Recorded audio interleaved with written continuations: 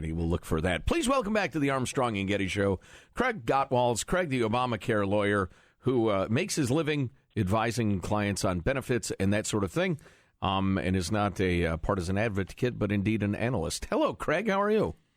Good morning, Joe. How are you? And Jack, how are you? Excellent. Craig is also a fine bass fisherman and guide, and I will be getting back to you on your proposed fishing outing, sir. Did you hear my boat story? Did you hear me? We took the boat out? Yeah, Jack.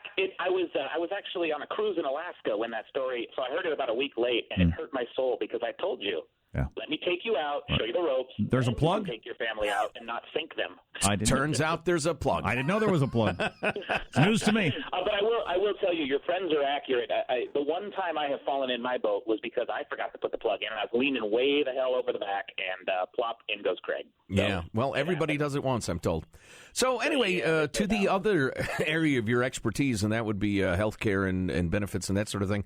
Not in a running for office partisan sort of way, but just as an analyst, we heard that, was it Aetna bailed substantially in the last week? It's joined several others.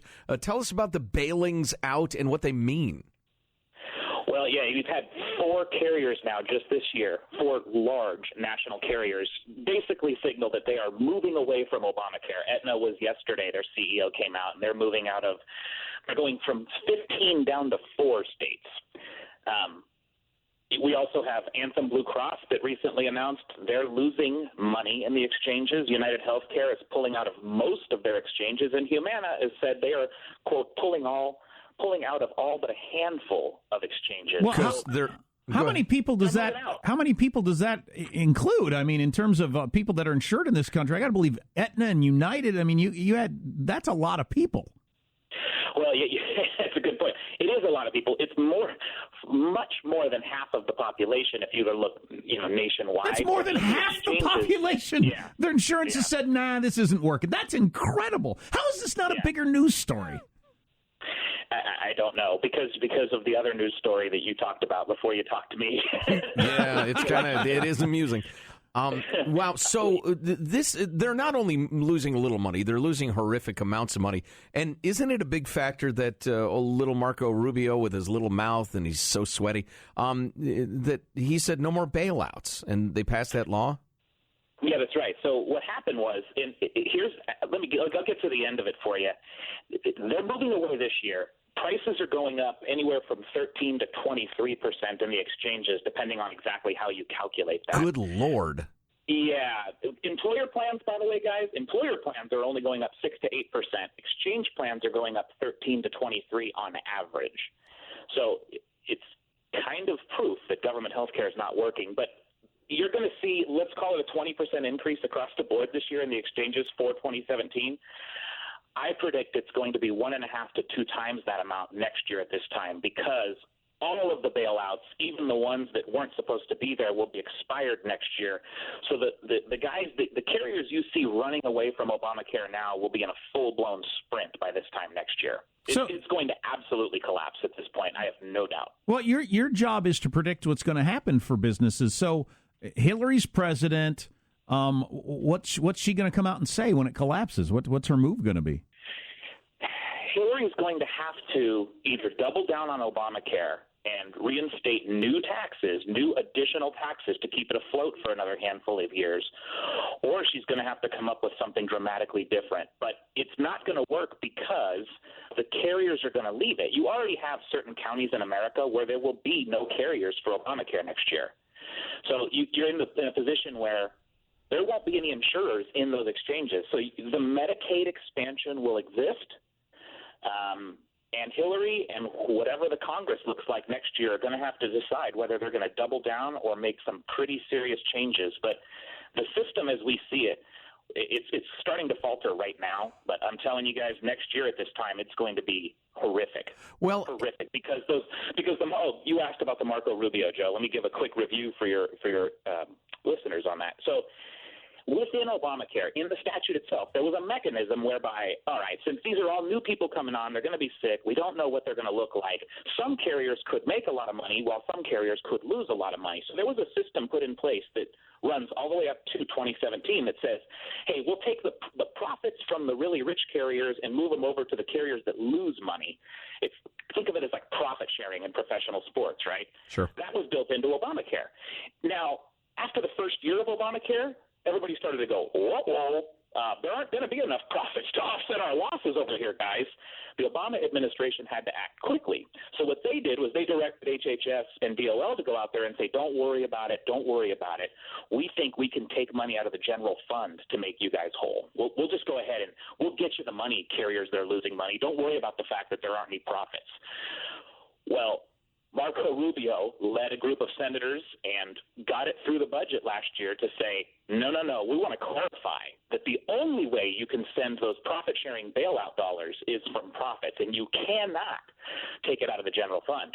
And President Obama signed it. It was part of a budget deal. So there are carriers right now suing the federal government saying, I don't care that that's the law. You promised me my bailout dollars. In some sort of behind-the-scenes meeting, more or less? Or via public statute, they promised them those bailouts. There are they made public statements that are on the record that they said we think we have the authority to go ahead and send you more money. Well, if Marco Rubio were the candidate, he'd be hammering this every single day, and it would be another issue in the favor of the Republicans. But of course, Trump probably doesn't have any idea what's going on with this. Craig Gottwals is online. Craig, the Obamacare lawyer. Hey, I don't want to get too far into the weeds on that, just because I want to get back to the reality of the thing. We were talking about how now in many, many counties there are no carriers. And in quite a few, there are one, maybe two. You have one or two choices for insurance, which, as you know, is not real competition.